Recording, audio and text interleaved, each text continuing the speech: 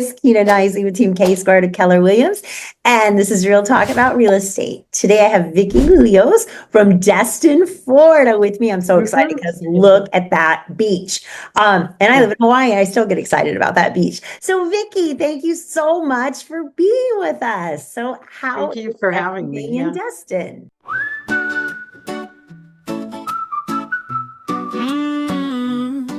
Sinto muito, me perdoe, eu te amo, sou grato. Everything in Destin is beautiful and great. The weather is fabulous, but the market, so. That's a different story. So It's slowing down a little bit here. We're working twice as hard for half the business. Some days 3 times as hard for half the business. So right. what are you guys seeing? Are you seeing like more days on market, more inventory? Yes, both. Days on market has significantly increased. And then, of course, the inventory grows and grows and grows. We have, I don't know, a little maybe too much detail. We have 3 MLSs that cover our entire panhandle. Really? One of them is PAR MLS, which is Pensacola area mainly. It overlaps with ECAR, which is the Emerald Coast Association of Realtors. And that one goes all the way to the central part of the Panhandle, but there's also another one there for Panama City Beach and so forth. It's called CPAR MLS. So there's 3 MLSs, and combined we have over 15,000 listings right now. Oh my goodness. I thought Yeah, and we're only 150 miles at most, lengthwise across the Panhandle, and most of the Panhandle is just land up north, the coastline. I'm talking the market along the coast, which is where you have most of the homes and the towns, the villages, everything. We're talking 15,000 listings. That's so. pretty What is intense. your average price point? It depends. It depends what area you're in. I would say if you're closer to Pensacola, I don't dive into Pensacola market. It's a whole nother monster, and I don't claim to be the expert there. But coming out of Pensacola, going eastward towards Panama City, in Navarre Beach, not the beach area, but the Navarre, the primary home market, you're probably on average in the 450s. Maybe 500s, low 500s, somewhere in there. Moving towards Fort Walton Beach, you're looking more at the low 400s. That's more inland, right? I'm trying to remember. Well, Fort Walton Beach has its beach area too, but the beach area there has mostly condos, so there's no homes per se in Fort Walton Beach. There are homes inland in the Bay Area, and in the I want to call it swampy area, but it's not really swampy anymore. Anyway, in that area, it has primary homes, but there's no real beach homes per se in Fort Walton Beach. Then that you keep going east, you go into Destin, and anything south, there's this one highway that goes all the way from, I don't know, somewhere in Louisiana, probably all the way down to Apalachicola and Mexico Beach, past Panama City. Anything south of Highway 98, pretty much you consider mostly second home market, where you have a lot of resorts, a lot of condominiums, a lot of beach homes, with some residential only areas. And so if you're in Destin, the price points are significantly higher. We're looking more at 600s to reside. When you're looking at condos, it varies depending on the proximity to the beach, whether it has a view or not.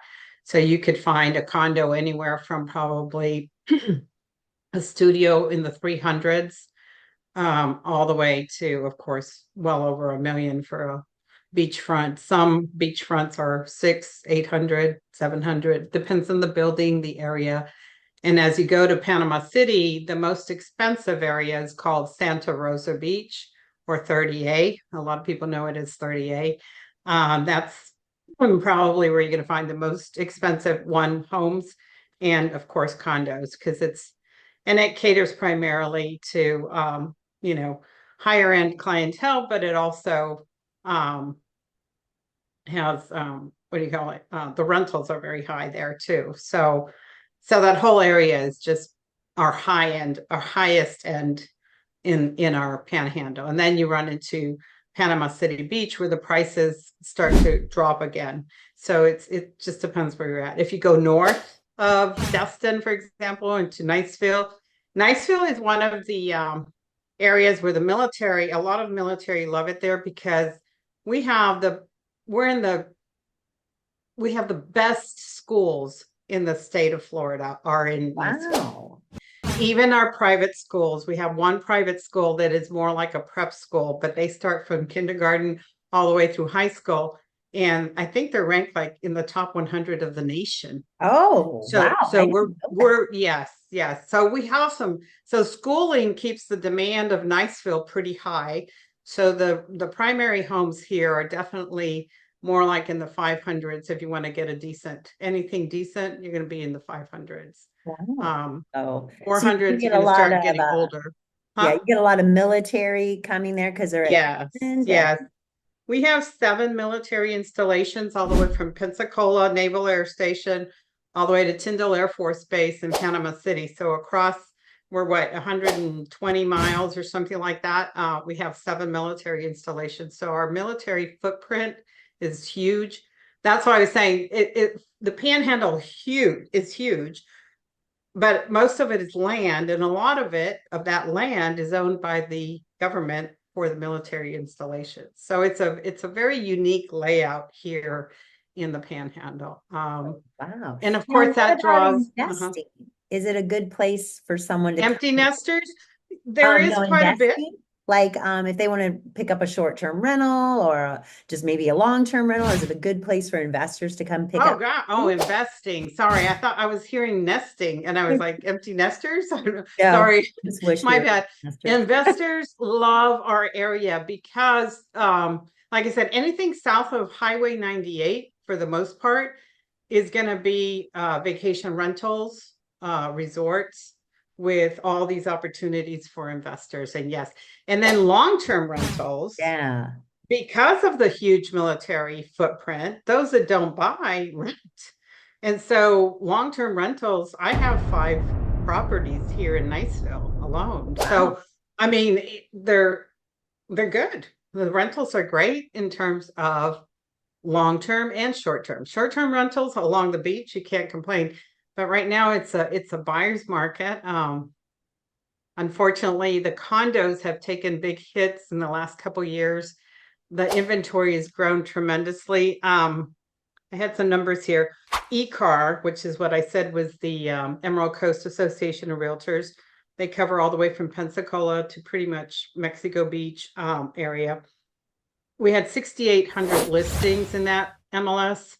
Of those, 2,027 are condos alone. Oh, wow. Are you guys seeing the insurance? Is that what the issue is? The increase? There's a lot of issues. In 2022, we had the collapse of the Seaside condominium in Miami, which generated a whole new set of legislation, rules, and whatever, new legislation with respect to condos and their HOAs, which generated inspections, mandatory inspections that had to be done by the end of last year. And now every year, any building that's over 25 years old and within half a mile of the water, which is everything south of 98, has to have this milestone inspection. And that milestone inspection doesn't only look at the physical aspects of the building, they're also looking at the HOA's reserves. If they don't have enough money in reserve, they have to generate, they are mandated to generate an assessment to fill the reserve to be able to have the money in the HOA should the roof go bad, the electrical, the water, what do you call it? The water system, the fire systems, the plumbing goes bad, or whatever it is. There's 8 categories that they have in that legislation. And so they mandate the HOAs and so there's huge assessments everywhere. And so of course, when you're trying to sell a property, if the first question that comes up is, what are my HOA fees? well, here's your HOA fees, and they're going up because of insurance, right? Because the HOA covers the building insurance. And then on top of that, now we have this milestone inspection that has messed us up, that Yeah. has added additional. So moving condos has become a double, triple challenge. It's amazing. Yeah, we're And the only, seeing that yeah, here. It's just the insurance premiums are doubling, quadrupling, definitely, right. some are tripling. It's just gotten, and then I always tell my buyers every $100 is about $20,000 of your buying power. It's about 14,000 in some, but 20 is easier to calculate in Right, my head. Um, right, I mean, that's buying power. If you have right. $500 a month maintenance, these are $100 of your buying power gone, right? And And then rentals went down. So on top of all that, last year, 23, the rentals went down a little bit. I think, I don't know what it was in 24, 20, was it 23? No, it was in 23, the world opened up and so from COVID. And yeah, so people started to travel. And so all these people that were coming here that didn't have to go or couldn't go somewhere else were coming here. So our rentals were huge in 21 and 20 and 22. And in 23, they started to take a nosedive. Well, in 24, that trend continued. I think more about the economy and people being affordability of coming here. And so the rentals dropped. So now you have increased assessments, increased insurance, and decreased revenues is not very appealing. So all our investors are kind of like, let's wait and see. Give the yeah, we market have its time to a come big wait back. and see attitude here too, even with our military coming in, Oh just, yeah, in the military, same, we're having the same issue. And yeah, so I would say of all the military people that I have serviced here in this year, I would say, yeah, more than in the last 12 months at least. Most of them have ended up buying new homes because the new builders offer great incentives. They have the opportunity to offer lower interest rates or loans with lower interest rates to our VA members. They close with $1 to come to closing with $1. Plus they have the VA zero down. yeah, So it makes it so feasible for them. And of course, it's a 30-year loan. Well, our resales, people are moving, PCSing, we can't sell their homes unless we drastically take cuts I into couldn't think with any of those. yeah.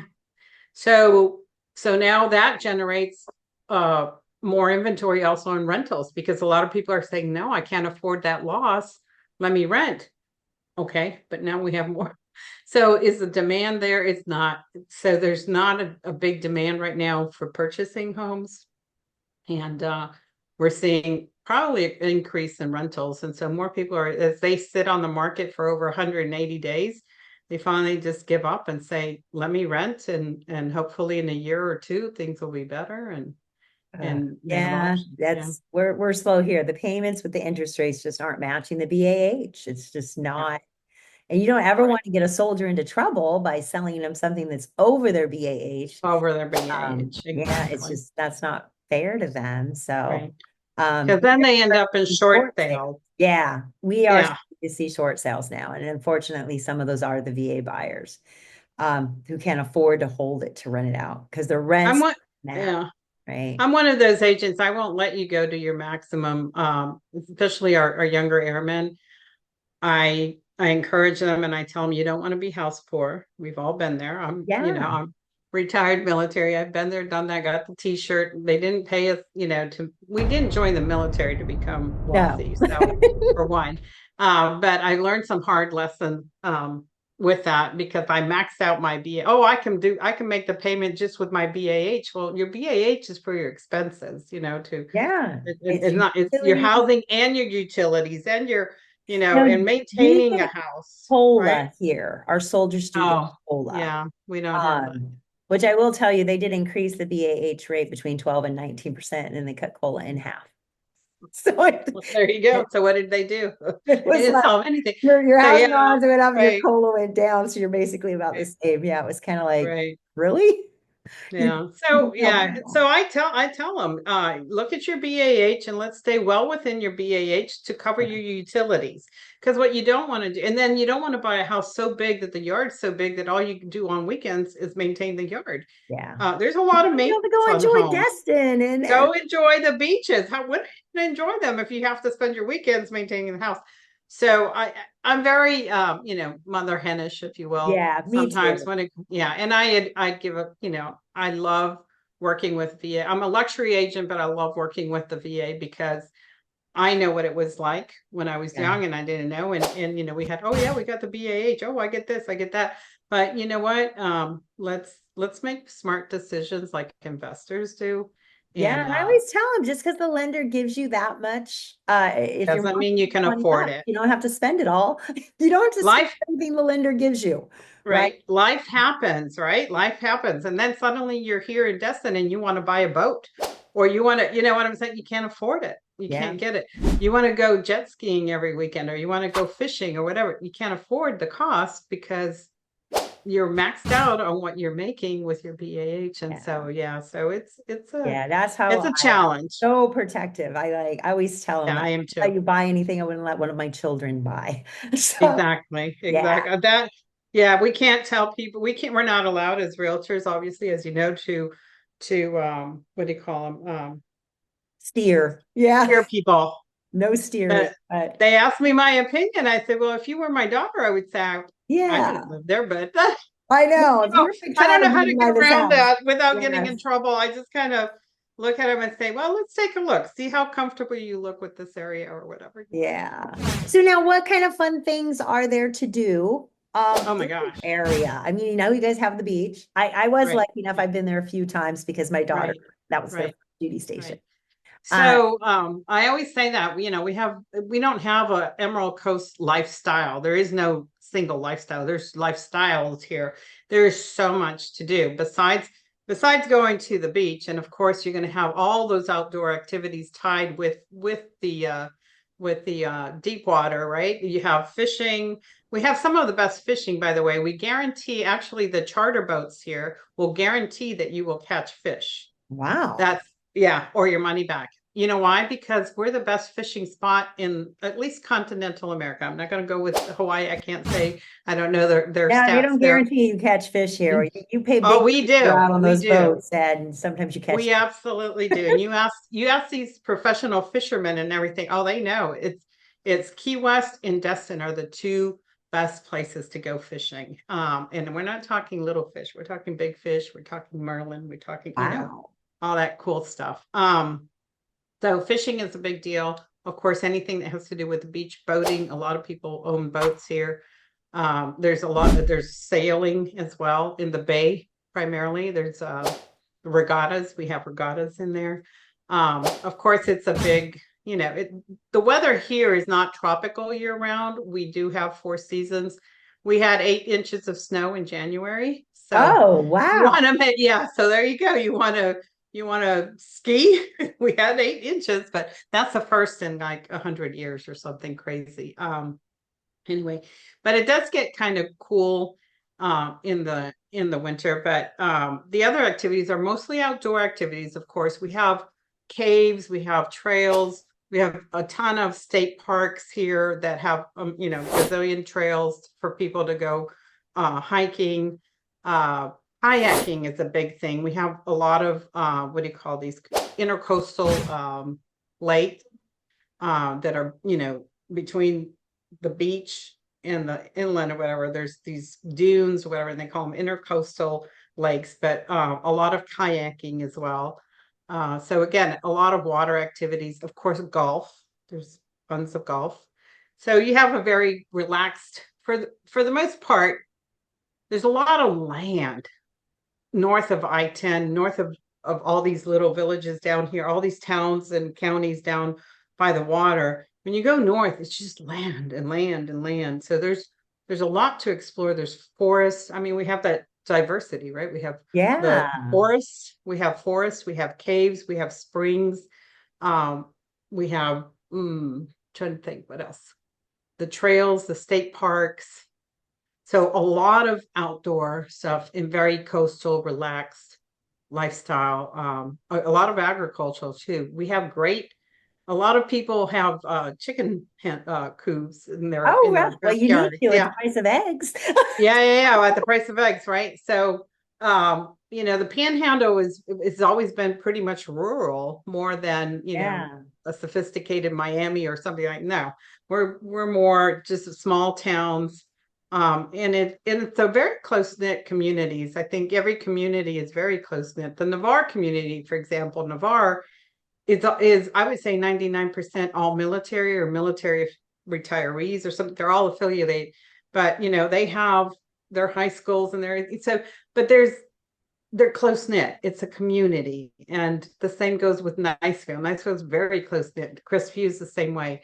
You go Yeah. to Santa Rosa, same thing. You find this, but it's a very relaxed lifestyle. We Yeah. don't have we have very few police departments. I believe Niceville has one. We have a police department, but I think we have two vehicles.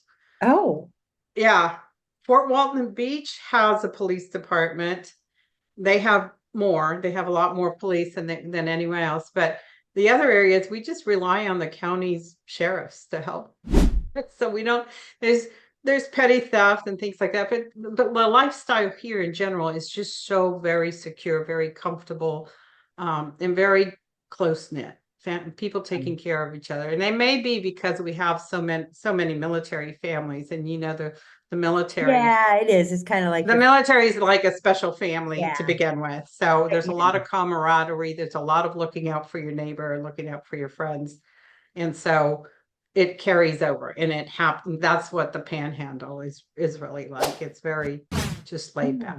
Yeah, I always enjoyed it when I went. Now she's in Colorado Springs, so Oh, okay. No, Well, please. then you can go Yeah. ski. Yeah, well, that's a change from Hawaii, right? yeah, it's nice. It's nice. So, and I actually got to talk to an agent from Colorado Springs. So Oh, did you? I Yeah, love to our help her. little group. Now, are you part of KW military also?